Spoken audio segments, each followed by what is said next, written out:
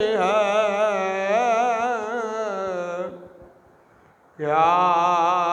بیش کرے آقا،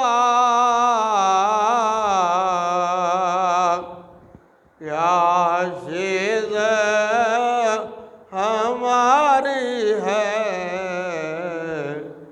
یہ دل بھی تمہارا ہے، یہ جان بھی تمہاری ہے۔ گو لاکھ برے ہیں ہم،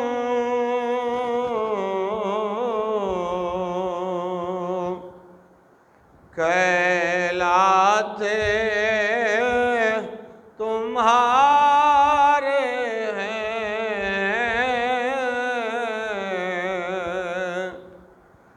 گو لاکھ برے ہیں ہم، کہلاتے تمہارے ہیں، ایک نظر کرم کرنا یہ عرض ہماری ہے، ایک نظر کرم کرنا یہ عرض ہماری ہے، قربان دل و جانم کیا شان تمہاری ہے۔ قابل صد احترام معزز و محترم و محتشم حاضرین و سامعین، تمام تر حمد و ثنا، تعریف و توصیف اللہ رب العزت کے لیے، جو کل کائنات کا خالق اور کل کائنات کا مالک ہے۔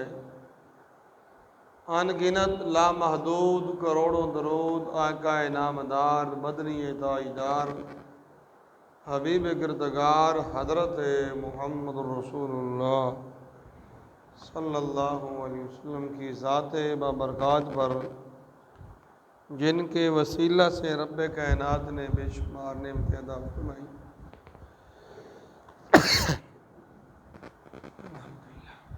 طرح طرح کے انعامات سے سرفراز فرمایا۔ حاضرین گرامی، قرآن مجید فرقان حمید کی سورہ الاعراف 9واں پارہ آیت نمبر 131 آپ کے سامنے تلاوت کی ہے۔ اللہ کی بارگاہ میں دعا ہے کہ رب لم یزل مجھے حق سمجھنے، حق سمجھ کے حق کہنے کی توفیق نصیب فرمائے، اور اللہ تعالیٰ میری زبان کو لغزش سے، خطا سے اور پھسلن سے محفوظ و مامون فرمائے۔ حاضرین گرامی، یہ ماہ صفر المظفر، سفر کا مہینہ ہے۔ بہت ساری ایسی روایات، ایسی رسمیں اور ایسے رواج جو دور جہالیت سے چلے آ رہے تھے، اور 14.5 صدیاں گزر جانے کے باوجود وہ رسم و رواج، وہ توہمات، وہ نظریات و عقائد جو ہیں وہ ہمارے بدلے نہیں جس طرح بدلنے چاہیے۔ یہ بات ذہن نشین ہے کہ جب نبی علیہ الصلوۃ والسلام دنیا میں تشریف لے آئے، اللہ کے محبوب کے آنے کے بعد اللہ کے محبوب صلی اللہ علیہ وآلہ وسلم کے دنیا میں تشریف لانے کے بعد کوئی دن، کوئی مہینہ، کوئی سال منحوس نہیں رہا۔ حضور کے آنے کے بعد اللہ نے کائنات کی ہر چیز کو بابرکت بنا دی۔ نبی علیہ الصلوۃ والسلام کی تشریف آوری کے بعد ابھی میرے آقا کریم صلی اللہ علیہ وسلم دنیا میں تشریف لائے تھے۔ سرکار دو عالم صلی اللہ علیہ وسلم نے فرمایا جعلت الارض مسجدا وطہورا، حضور نے فرمایا کہ میرا قدم زمین پہ پڑا ہے ابھی تو رب ذوالجلال نے روئے زمین کو پاک بھی کر دیا ہے اور پاک کرنے والی بھی کر دی ہے۔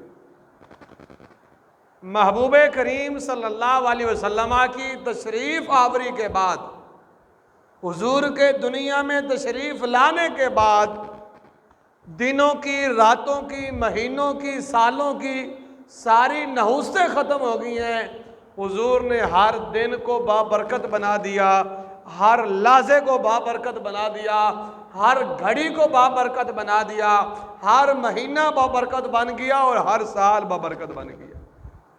اس لیے سارے مہینے برکتوں والے۔ ہاں، عظمت میں سارے مہینے برابر نہیں ہیں، عظمت سب کی ایک جیسی نہیں ہے، ہر مہینہ کسی نہ کسی وجہ سے اس کی عظمت ہے، ایک دوسرے سے زیادہ ہے۔ جس طرح اللہ نے اپنے رسولوں کو بعض پہ فضیلت دی ہے، مہینوں کو بھی بعض مہینوں پہ بعض پہ فضیلت دی ہے۔ اللہ نے رمضان المبارک کے مہینے کو فضیلت دی ہے، پھر اس کی 27ویں کی رات کو فضیلت دی ہے۔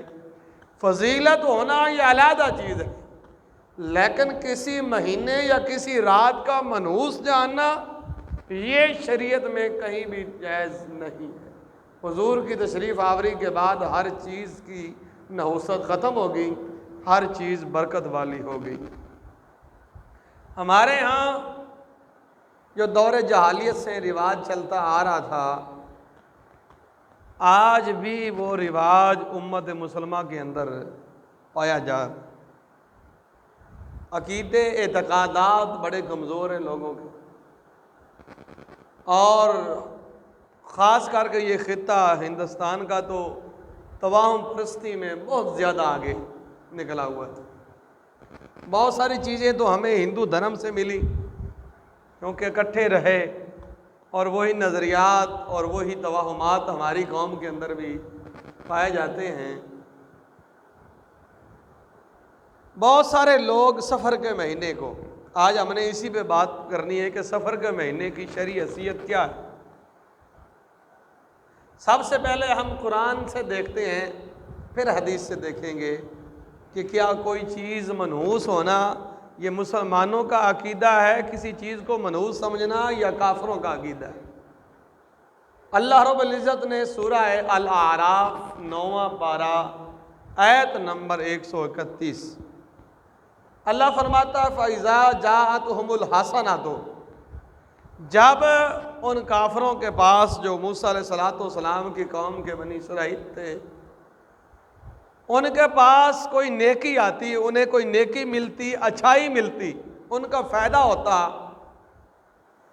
قَالُوا لَنَا هَذِهِ، تو وہ کہتے ہیں کہ ہم اس کے حقدار تھے، ہمیں جو کچھ ملا ہے، ہمیں جو فائدہ ہوا ہے، ہم اس فائدے کے حقدار تھے، یہ ہمارا حق بنتا تھا۔ جب اچھائی پہنچتی ہے تو وہ کہتے ہیں یہ ہمارا حق ہے، ہمیں مل گیا۔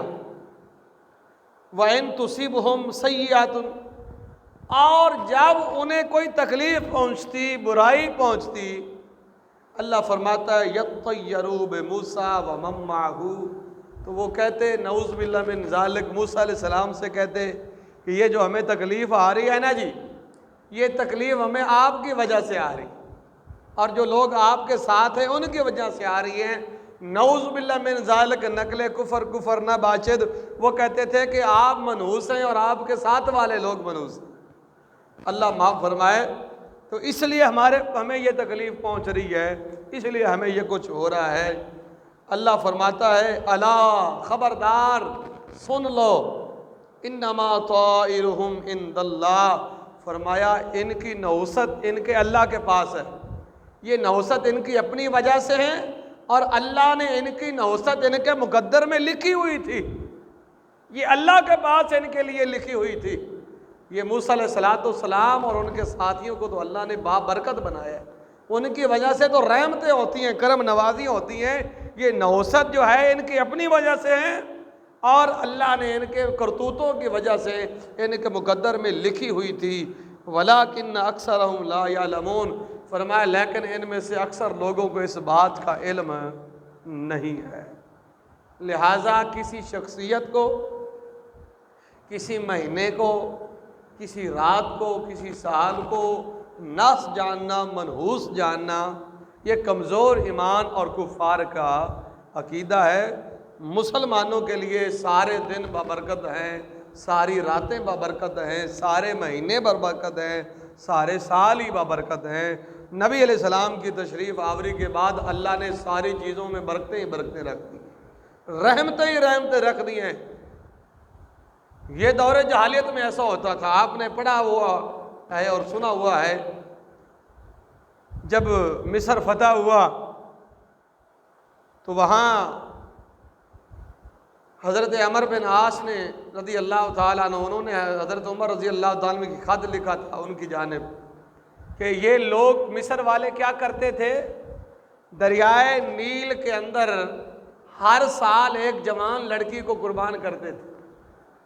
ان کا عقیدہ یہ بنا ہوا تھا کہ یہ قربانی ہم دیتے ہیں تو دریائے نیل کا پانی چلتا ہے، اور اگر ہم یہ قربانی نہیں دیں گے تو دریائے نیل کا پانی نہیں چلے گا۔ اب یہ ناجائز اور غلط قسم کی رسم ان کے اندر جاری تھی۔ جب اسلام آیا مصر کے اندر، مصر فتح ہوا، اسلام کو اللہ نے اپنی ایک پاور دی ہے، ایک مقدس دین اللہ نے بنا کے بھیجا ہے، اور حضور کی آمد کی وجہ سے اللہ نے برکتیں ہی برکتیں کائنات میں جب رکھ دی تھیں۔ سال ہوا تو لوگ پھر ایسا کرنے لگے، تو حضرت عمر بن عاص رضی اللہ تعالیٰ نے منع کر دی، کہا یہ نہیں ہونے دوں گا میں، پانی دینا، دریا کا چلنا یہ میرے اللہ کے اختیار میں ہے، یہ تمہارے اس طرح جو ہے یہاں بچیاں قربان کرنے سے کیا ہوگا۔ حضرت عمر رضی اللہ تعالیٰ نے خط لکھا کہ حضور یہ معاملہ کرتے ہیں یہ لوگ، ان کو کیسے سمجھایا جائے۔ حضرت عمر رضی اللہ تعالیٰ نے خط لکھا، فرمایا ان کو کہو کہ یہ کام نہ کریں، میرا یہ رکا ہے یہ دریا کے اندر ڈال دیں بس۔ حضرت عمر رضی اللہ تعالیٰ نے اس رکے کے اوپر لکھا کہ ان کنت تجری من قبلک، اگر تو اپنی طرف سے چلتا ہے اے دریا تو ہمیں تیرے پانی کی ضرورت کوئی نہیں، اور اگر تجھے میرا اللہ چلاتا ہے، میرے اللہ کے حکم سے تو چلتا ہے، تو پھر امیر المومنین جو اللہ کے رسول کا خلیفہ ہے زمین کے اندر، تمہیں حکم دیتا ہے کہ اپنا پانی جاری کر دو۔ حاضرین گرامی، حضرت عمر رضی اللہ تعالیٰ کا خط دریا کے اندر ڈالا گیا، دریائے نیل میں اتنا پانی آیا کہ پانی 16 ہاتھ بلند ہوا، اور حضرت فاروق اعظم رضی اللہ تعالیٰ کے دور ہمایوں کے اندر دریائے نیل 1 ہاتھ بھی کبھی نیچے نہیں ہوا تھا۔ فرمایا اسلام کی اپنی پاور ہے۔ نبی علیہ السلام کے تشریف لانے کے بعد ساری نحوستیں ختم ہو گئی ہیں، ساری بری رسمیں ختم ہو گئی ہیں، اللہ نے ہر چیز میں برکتیں ہی برکتیں رکھ دی ہیں۔ تو یہ کسی چیز کو منحوس جاننا یا بری رسموں کا ایجاد کرنا، شریعت کے خلاف رسوم کا ہونا، یہ دور جہالیت سے چلا آ رہا تھا، اسلام نے اس سے ہمیشہ کے لیے منع کر دیا۔ اب ان کا عقیدہ یہ بھی تھا، ایک صحیح بخاری کی حدیث ہے، نبی علیہ السلام نے فرمایا لا ادوا ولا طیرا ولا حام ولا سفر۔ اب لا ادوا کا معنی کیا ہے؟ لا ادوا کا معنی ہے کہ اللہ کی حکم کے بغیر ایک آدمی کی بیماری دوسرے کو نہیں لگتی. ایک آدمی کی بیماری دوسرے کو نہیں لگتی. ہاں اس کے مقدر میں لکھی ہے، اس کے نصیب میں اللہ نے لکھ دیا ہے تو پھر ضرور لگے گی. ایک آدمی نبی علیہ السلام کی بارگاہ میں آیا، یا رسول اللہ صلی اللہ علیہ وسلم، ایک سفید اونٹ صاف ستھرا ہوتا ہے، چر رہے ہوتے ہیں اونٹ صحرا کے اندر، بڑے صاف ستھرے ہوتے ہیں، تو ان میں ایک ایسا اونٹ مل جاتا ہے جو خارش زدہ ہے، اس اونٹ کی وجہ سے باقی اونٹوں کو بھی خارش لگ جاتی ہے. تو یہ پھر کیسے لگی؟ تو نبی علیہ السلام نے فرمایا پہلے اونٹ کو جو لگی تھی وہ کہاں سے لگی؟ جس کو سب سے پہلے لگی ہے اس کو کہاں سے لگی ہے؟ اس کو کس سے لگی ہے؟ نبی کریم صلی اللہ علیہ وسلم نے فرمایا اللہ نے انسان کے مقدر میں جو بیماری لکھی ہے وہ ہو کر، وہ کہیں جہاں سے بھی لگے گی ضرور اس کو، جدھر سے بھی لگے. یہ نہیں کہ کسی کی وجہ سے کسی کو لگ جائے، ہاں اس کے نصیب میں لکھی ہے، مقدر میں لکھی ہے تو پھر ہو گئی. آج خود بیماری جو ہے وہ منتقل نہیں ہوگی. فرمایا لا ادوا، فرمایا کہ کوئی بیماری آج خود جو ہے منتقل نہیں ہوتی اللہ کی اذن اور اس کے حکم کے بغیر اور اللہ کی منشا کے مرضی کے بغیر. دوسری چیز فرمایا ولا طیارہ، طیر کہتے پرندے کو، بدفعلی لینا. یہ جو مکہ کے کافر تھے کسی کام پہ جب جاتے تھے نا کام، تو کیا کرتے تھے؟ کوئی ہرن نظر آتا تو اس کو چھچکارتے، کوئی پرندہ نظر آتا تو اس کو چھچکارتے. اب وہ پرندہ جب سامنے سے اڑتا نا تو اگر دائیں چلا جاتا تو کہتے تھے بھئی اب کام ہو جائے گا ہمارا، جس کام ہم جا رہے ہیں کام ہو جائے گا. اگر وہ اڑ کے بائیں جانب چلا جاتا تو وہ کہتے کام نہیں ہونا، کام نہیں ہونا. نبی علیہ السلام نے فرمایا لا طیارہ، فرمایا نہ ایسی کوئی بات نہیں ہے، جو کام ہونا ہے وہ ہونا ہے، جو نہیں ہونا وہ نہیں ہونا. کام کرنے والا اللہ موجود ہے، ازل سے ہے اور ہمیشہ سے ہمیشہ رہے گا. جس نے کرنا ہے وہ موجود ہے، لہذا پرندے کے اڑنے نہ اڑنے سے نہ ہونا یہ اس کا کوئی تعلق نہیں ہے. اس لیے حضور نے فرمایا ولا طیارہ، فرمایا کوئی بات شگونی نہیں ہے، کوئی بات فعالی نہیں ہے. اور تیسری چیز ولا حامہ. مشرکین مکہ کا یہ بھی ایک عقیدہ تھا، وہ کہتے ہیں کہ جب کسی بندے کو قتل کر دیا جاتا ہے تو اس کے نا کھوپڑی سے، دماغ سے ایک پرندہ نکلتا ہے. وہ پرندہ پیاس پکارتا رہتا ہے اس وقت تک جب تک اس مقتول کا بدلہ نہ لیا جائے. اس کی اور بھی تشریح ہیں، یہ بھی ایک ہے. تو کہتے ہیں کہ یا بعض نے کہا کہ یہ ایک بندے کے پیٹ میں سانپ ہوتا ہے کہ وہ بندے کی خوراک کھاتا ہے، جب اس کو بھوک لگتی ہے تو وہ بندے کے اندر سے جو ہے وہ پیٹ میں جو ہے وہ مروڑ اڑتے ہیں، درد اٹھتا ہے، یہ حامہ ہے. نبی علیہ السلام نے فرمایا ولا حامہ، فرمایا ایسی کوئی بات نہیں ہے، یہ جہالت کی باتیں ہیں اور جہلوں کی باتیں ہیں، ایسی کوئی چیز بھی نہیں ہے. چوتھی چیز ولا سفرہ، یہ جو سفر کا مہینہ ہے، سفر کو، یہ سفر جو ہے یہ صفر سے ہے. صفر کا معنی ہوتا ہے خالی ہونا. یہ محرم کا مہینہ، ذوالحج اور ذیقعد، یہ 3 مہینے اکٹھے ہیں، ذوالحج، ذیقعد اور محرم. یہ دور جہالیت کے اندر بھی حرمت والے تھے. چوتھا مہینہ رجب کا، یہ بھی حرمت والا. یہ اسلام سے پہلے بھی حرمت والے مہینے ہیں، 4 مہینے، ذیقعد، ذوالحج، محرم اور رجب. یہ 4 مہینے حرمت والے مہینے ہیں. ان 4 مہینوں میں کافر کوئی لڑائی نہیں کرتے تھے، کوئی جنگ نہیں ہوتی تھی، کوئی جدال نہیں ہوتا تھا. جب یہ مہینے گزر جاتے تھے تو پھر وہ گھروں سے جنگ و جدال کے لیے، معاملات کے لیے نکل پڑتے تھے اور گھروں کو خالی چھوڑ دیتے تھے. اس کو یہ سفر کا مہینہ، اسی لیے اس کو سفر کہا جاتا. محرم کے بعد وہ نکل جاتے تھے، محرمت والا مہینہ گزر گیا، اب سفر آ گیا تو وہ گھروں سے نکل پڑتے تھے، گھر خالی چھوڑ جاتے تھے. اس لیے اس مہینے کا نام سفر کا مہینہ رکھا گیا ہے. یہ توجیہ بیان کی اس کی. اب سفر کے حضور نے فرمایا ولا سفر، فرمایا سفر کا مہینہ جو ہے اس کو لوگ منحوس جانتے تھے دور جہالیت کے اندر. نبی علیہ الصلوۃ والسلام نے فرمایا یہ بھی منحوس نہیں ہے، اس میں کوئی ناس والی بات نہیں ہے.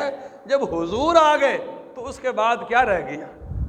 نبی علیہ السلام جب تشریف لے آئے، محبوب کریم صلی اللہ علیہ وسلم تشریف لائے، جن کے آنے سے آتش قدے ٹھنڈے ہو گئے، جن کے آنے سے ایران کے کسرہ ایران کے کگرے ٹوٹ پڑے، جن کے آنے سے مشرق سے لے کے مغرب تک کائنات رب نے روشن کر دی، جن کے آنے کی وجہ سے اللہ نے زمین کو پاک اور پاک کرنے والی بنا دیا روح زمین کو.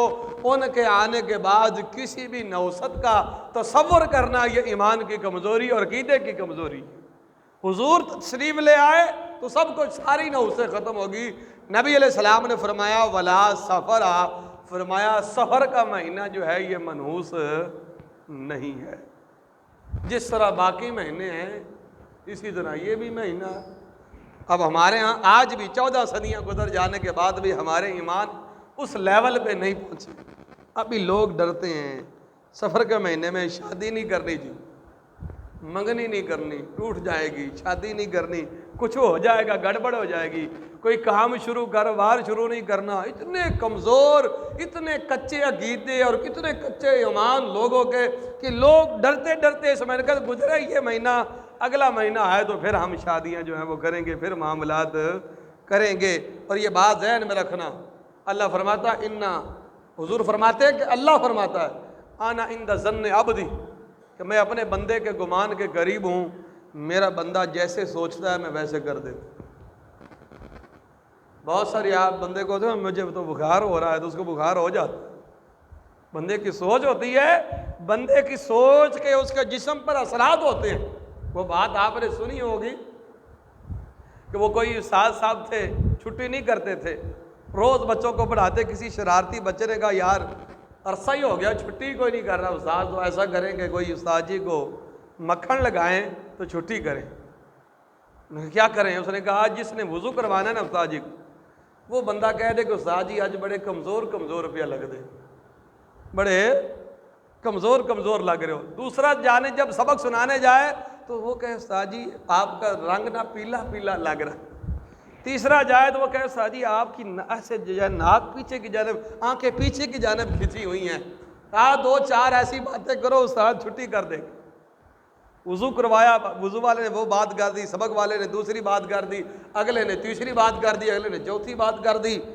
اب نہ اس نے 5-10 استاد بچوں کا سبق سنا اور اس کے مجھے تو کچھ واقعہ ہی ہو گیا ہے. وہ گھر جا کے لیٹ گئے، چھٹی کر دی. اب چھٹی کبھی ہوئی نہیں تھی، گھر والے والدین پریشان ہو، کیوں واپس جلدی آ گئے؟ بچوں نے کہا استاد بیمار ہو گیا. وہ بھی جناب بچوں کے استاد تھے، وہ کہ جی کوئی عورت چل پی، کوئی بندہ پڑ کی ہو گیا جی، کی ہو گیا تو بیمار ہو گئے، سنا بیمار ہو گئے. پوچھنے والوں کا تاتا بد گیا. اس کے بعد رائٹر لکھتا ہے کہ استاد 4 پائی سے اٹھا نہیں، بس اس کا جنازہ ہی پھر اٹھا. تو یہ انسان کی سوچ اور فکر کے گی، ذہن کے اس کے جسم پر اثرات ہوتے ہیں. اپنی سوچ جو ہے وہ بھی مثبت اور وہ بھی اچھی رکھنی چاہیے، اس کو بھی مضبوط رکھنا چاہیے. عقیدہ اور ایمان انسان کا مضبوط ہو. جن کے مضبوط عقیدے ہوتے ہیں اللہ کی عزت کی قسم انہیں تو آگ بھی نہیں چکتی. میں نے پچھلے جو میں آپ کو واقعہ سنایا تھا، حضرت ابو مسلم خولانی کہا کہ آگ کے اندر ڈالے گا، میرا کیا کر لے گی آگ، ڈال دو. ہاں جی کچھ بھی نہیں کیا آگ نے. ان کا ایمان اور عقیدہ ہی انسان کا کس کا مضبوط ہونا چاہیے. تو نبی علیہ السلام نے فرمایا ولا سفر، فرمایا سفر کیا نوست؟ فرمایا میرے آنے کے بعد کوئی نوست نہیں رہی. اللہ نے ساری نوستیں کیا کر دی ہیں؟ ختم کر دی ہیں. سفر کا مہینہ منحوس نہیں ہے، لوگوں کی اپنی بنائی ہوئی باتیں ہیں. اور ایسے جناب نئی رسمیں، نئے رواج اور نئی باتیں نکلی پڑی ہیں. میں کچھ دن گیا ہوں ایک جگہ پہ تو ایک نیا مسئلہ میرے سامنے. مسئلہ کیا ہوا جناب، کسی عورت کا خامد فوت ہوا تو جب اس کی چارپائی اٹھائی جانے لگی تو عورتیں نا اس خاتون کو جس کا خامد تھا اس کو پکڑ کر چارپائی کے پیچھے لا رہی، ایسے توڑ چلایا. تو کسی کچھ نے کہا یہ کیا ہے؟ ان کا جی مسئلہ یہ ہے کہ اگر عورت 40 قدم خامد کی چارپائی کے پیچھے چلے گی نا تو اس پر عدت نہیں ہوگی. اس پہ عورت 40 قدم جنازے کے پیچھے، اپنے خامد کے جنازے کے پیچھے 40 قدم چلے گی نا تو اس پر عدت نہیں ہوگی. آپ کو پتہ ہے یہ کتنا خطرناک عقیدہ ہے؟ یہ قرآن کی نص قطعی کا انکار ہے. قرآن کی پوری آیت ہے. اللہ فرماتا ہے کہ جن عورتوں کے شوہر فوت ہو جائیں وہ اپنے آپ کو 4 مہینے اور 10 دن عدت گزارے روکے رکھیں. قرآن کی واضح آیت، بالکل سیدھی آیت، سیدھا حکم جس کے اندر کوئی ایسی بات نہیں ہے، کوئی شک شبہ کی گنجائش نہیں، سیدھا حکم قرآن کا. اور ایک بندہ یہ بات کر کے، کوئی عورت ہے یا بندہ مسلمان، وہ کیا ثابت کر رہا ہے؟ وہ نص قطعی کا انکار نہیں کر رہا. اور آپ کو پتہ ہے قرآن کی کسی ایک لفظ کا انکار کرنے سے بندہ دائرہ اسلام سے خارج ہو جاتا ہے. تو یہ ہمارے ہاں بہت ساری چیزیں ہم سیکھ لیتے ہیں، دین کے لیے ہمارے پاس وقت نہیں ہے. کئی نئی رسمیں، نئی باتیں، نئی. اب اس مہینے کی بات کہتی ہے 13 تیزی. پہلے 13 دن جو ہے نا اس سفر کے نعوذ باللہ یہ بڑے سخت ہوتے. بھئی ہم نے اگر ایسے معاملات کیے ہیں، ہمارا ایمان اتنا کمزور ہے، عقیدہ اتنا کمزور ہے تو پھر سخت ہو سکتے ہیں.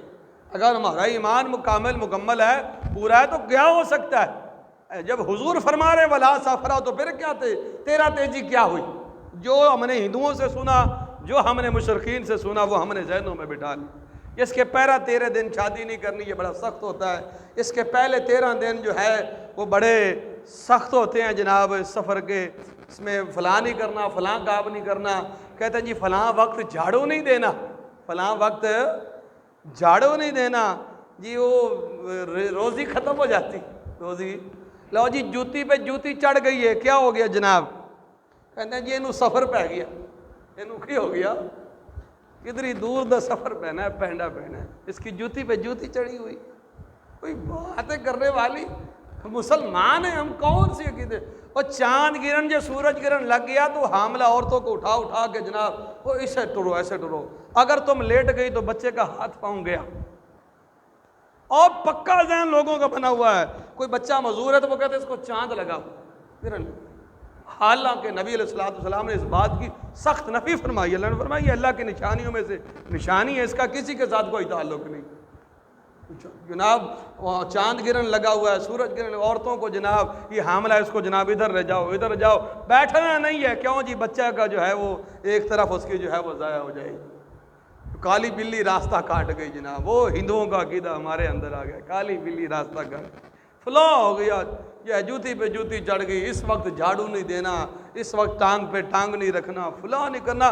ایسی کئی جو ہے فضول قسم کی باتیں ہیں جو ہندو دھرم کے اندر پائی جاتی تھی، وہ مسلمانوں نے اپنا، وہ مسلمانوں کے اندر آ گئی. ایسا کریں گے تو ایسا ہوگا. اس دن نا گھر سے کچھ دینا نہیں ہے جی. اس دن تو فقیر کو بھی دانے نکال کے نہیں دینے. کہتے ہیں یہ آج والے دن گھروں کچھ نہیں کٹی تھا، وگرنہ پورا سال ہی نکلتا رہنا. کیا بات ہے یار؟ اب مسلمان ہیں، حضور کے غلام ہیں، ہمارے ایمان اتنے کمزور، ہمارے عقیدے اتنے کمزور، یہ کیسے ہو سکتا ہے؟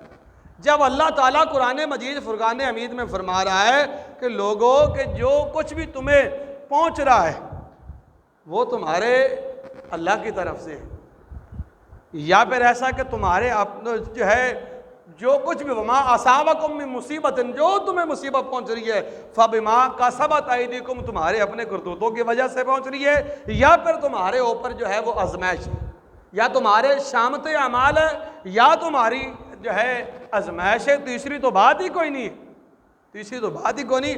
اللہ فرماتا ہے کہ اگر اللہ تمہیں کوئی تکلیف دینا چاہے، اللہ تمہیں کوئی نقصان پہنچانا چاہے، فلا کاشف لہ، کون ہے ایسا جو تمہیں اس تکلیف سے دور کر دے گا؟ فرمایا اللہ کے علاوہ اس کو کوئی ارادہ نہیں کر سکتا. اللہ آپ کا بھلا کرنا چاہتا ہے، ساری دنیا مل کے آپ کا برا نہیں کر سکتی. اور اگر اللہ کے ہاں آپ کے مقدر میں کوئی تکلیف دکھ لکھا ہوا ہے تو دنیا اس کو ٹال بھی نہیں سکتی. اس لیے عقیدہ اور ایمان انسان کا جو ہے وہ اللہ کی ذات پہ پختہ ہونا چاہیے. جو قرآن میں ہے، جو حدیث میں ہے، اس کو بات دیکھیں. اللہ فرماتا ہے جو ہے ما اصابکم من حسنۃ فمن اللہ، فرمایا جو تمہیں نیکی پہنچ رہی ہے وہ بھی اللہ کی طرف سے. وما اصابک من شیء، کہ اگر تمہیں کچھ من سیئۃ کوئی برائی پہنچتی ہے فمن نفسک، تو پھر اپنی طرف دیکھو کہ تم سے غلطی کیا ہوئی. کوئی برائی تمہیں پہنچی ہے تو پھر اپنا محاسبہ کرو. یہ نہ کہو کہ یہ مہینہ جناب منحوس ہے، یا فلاں بندہ مجھے منحوس ملا تھا تو اس کی نحوست کی وجہ سے مل گیا. مولانا روم نے ایک بڑی خوبصورت بات لکھی. وہ کہتے ہیں ایک سیاہ فام حبشی تھا. بات بڑی توجہ سے سنیں. ایک سیاہ فام حبشی تھا، آنکھ کا کانا تھا. لوگوں کے اندر مشہور تھا کہ یہ جسے مل جاتا ہے اس کا نقصان ہو جاتا ہے. لوگ رستہ بدل کے گزر جاتے تھے جناب. بادشاہ نے کہا کہ میں تجربہ کرنا چاہتا ہوں، اس کو میرے پاس لے آؤ.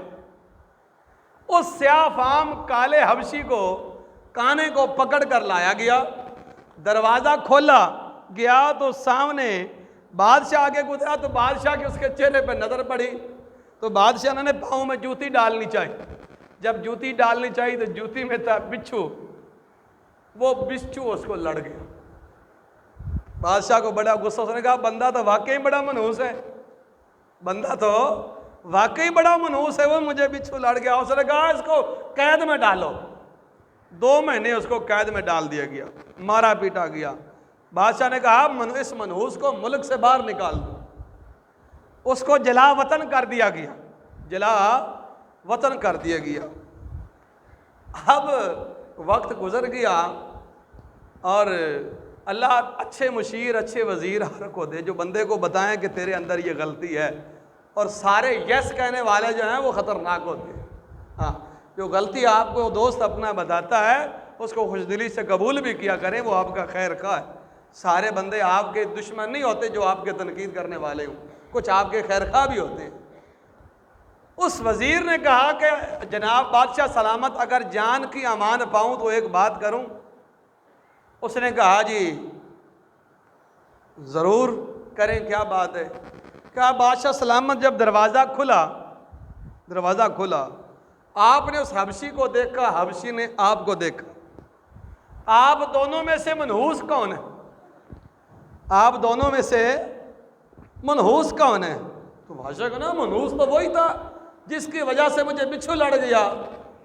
تو کہا اس نے کس منحوس کا چہرہ دیکھا کہ بیچارہ 2 مہینے قید میں بھی رہا اور ملک بدر ہو گیا.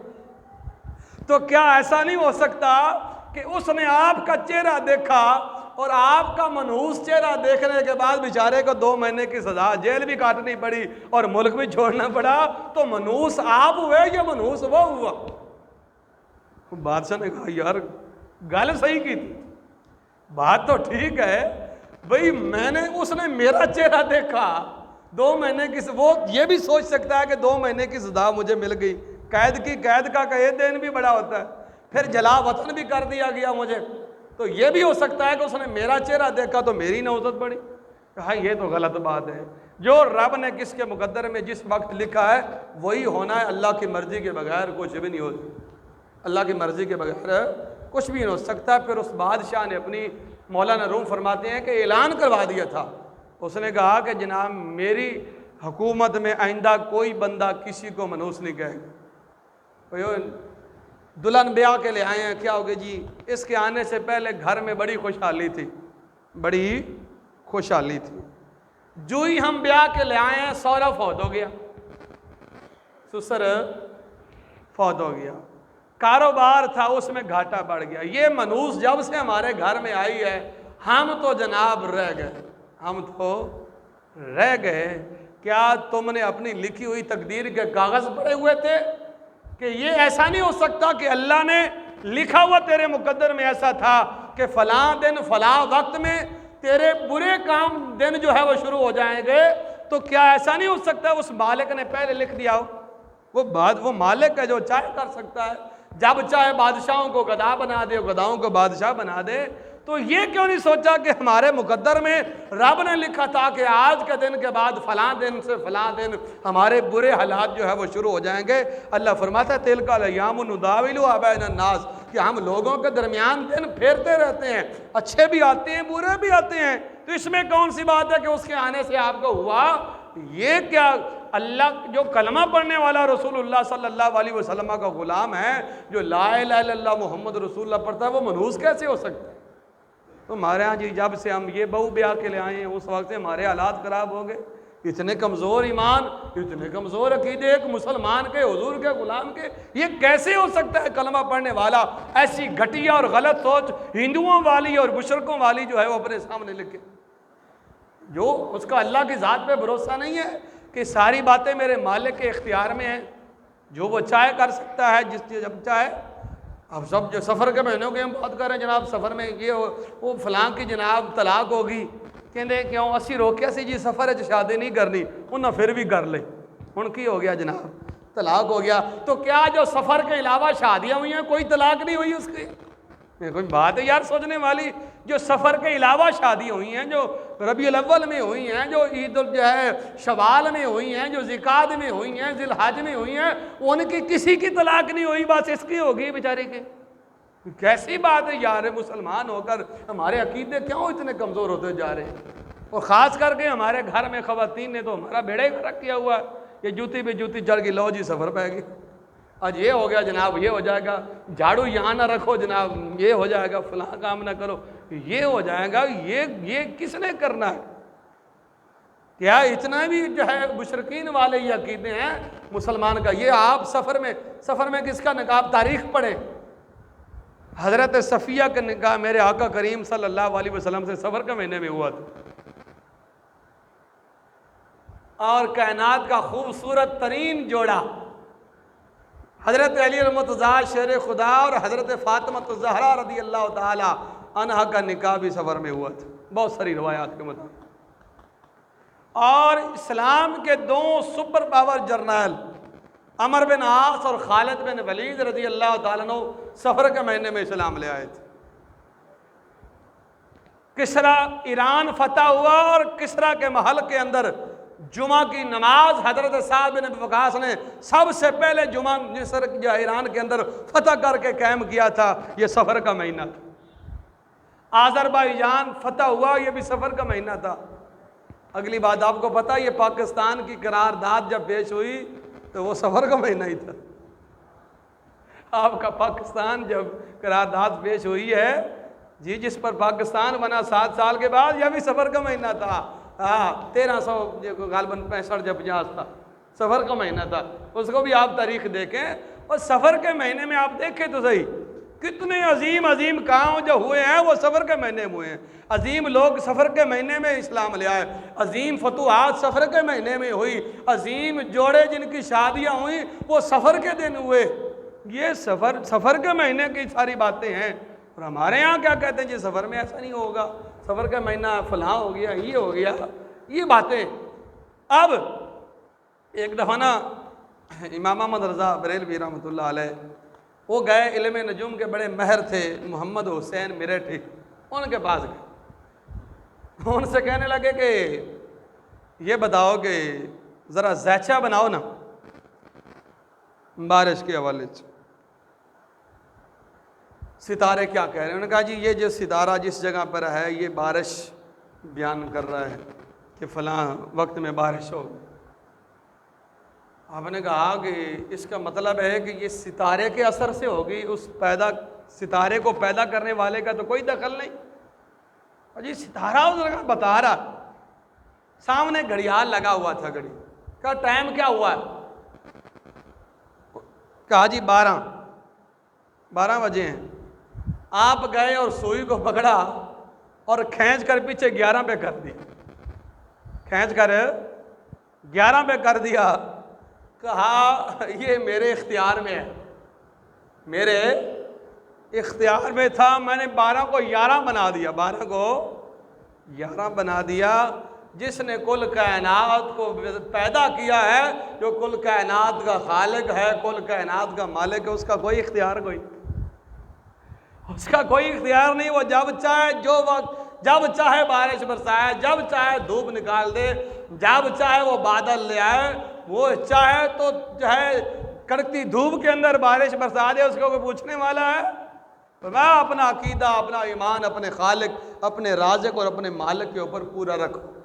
اپنا عقیدہ اور اپنا ایمان اتنا کمزور نہ کرو کہ تمہارا عقیدہ اتنا کمزور جاؤ کہ چھوٹی چھوٹی چیزوں کی وجہ سے جو ہے وہ تم کیا بن جاؤ، توہمات کا جو ہے وہ شکار ہو جاؤ، اور تم جو ہے ان چیزوں کو مؤثر ماننے لگو جن کی اپنی ذاتی حیثیت کو نہیں ہے، کہ ان ساری چیزوں کا خالق اللہ وحدہ لا شریک ہے، اللہ وحدہ لا شریک ان چیزوں کو۔ اس لیے یہ بات کلیئر کٹ ہے اور ذہن کے اندر بٹھانے، بہت ساری آیتیں ہیں قرآن کی، وقت کے دامن میں گنجائش نہیں، بس اتنی بات خلاصے کے طور پر آپ نے یاد رکھنی ہے۔ اگر کوئی دن منحوس تھا یا مہینہ تھا یا سال تھا، جب حضور دنیا میں تشریف لے آئے تو اب کوئی چیز منحوس، حضور آ گئے بس۔ ہاں جی، آتش کدے ٹھنڈے پڑ گئے اور محلات کے گگرے گر گئے، مشرق سے لے کر مغرب تک روشنیاں ہو گئیں، شام کے محلات روشن ہو گئے، جہاں میں روشنی پھیل گئی، زمین پاک کرنے والی بن گئی، یتیموں کو سہارا مل گیا، بیواؤں کو سہارا مل گیا، پریشانوں بے کسوں کو جو ہے کس مل گیا، اور مجبوروں لاچاروں کو مددگار مل گیا، کیونکہ حضور آ گئے۔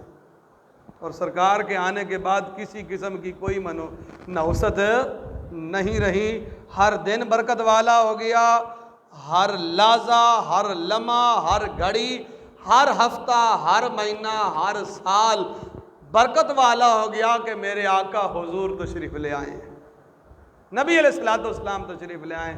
اس لیے سفر کا مہینہ باقی مہینوں کی طرح مہینہ ہے، اس میں بھی بڑے عظمت والے کام ہوئے، بڑی شان والے کام ہوئے، اور یہ مت ذہن میں ایسی باتیں سوار کریں جو دور جہالت میں تھیں یا ہندوستان میں پائی جاتی تھی ہندوؤں کے اندر۔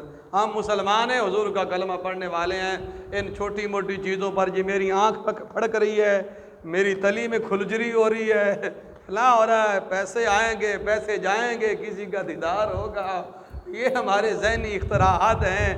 جو ہونا ہے اس مالک کی مرضی سے ہونا ہے، اس کے علاوہ کچھ بھی نہیں ہونا۔ اس پیدا کرنے والے پر جس نے بغیر ستون کے آسمان کو کھڑا کیا ہوا ہے اور زمین کا فرش بچھایا ہوا ہے اور پہاڑوں کی میخیں لگائی ہوئی ہیں، کل کائنات کو چلا بھی رہا ہے اور پتھر میں کیڑے کو روزی دے رہا ہے، اس مالک پہ یقین رکھیں۔ اللہ ہمارا حامی و ناصر ہو، وما علیہ الا البلاغ المبین۔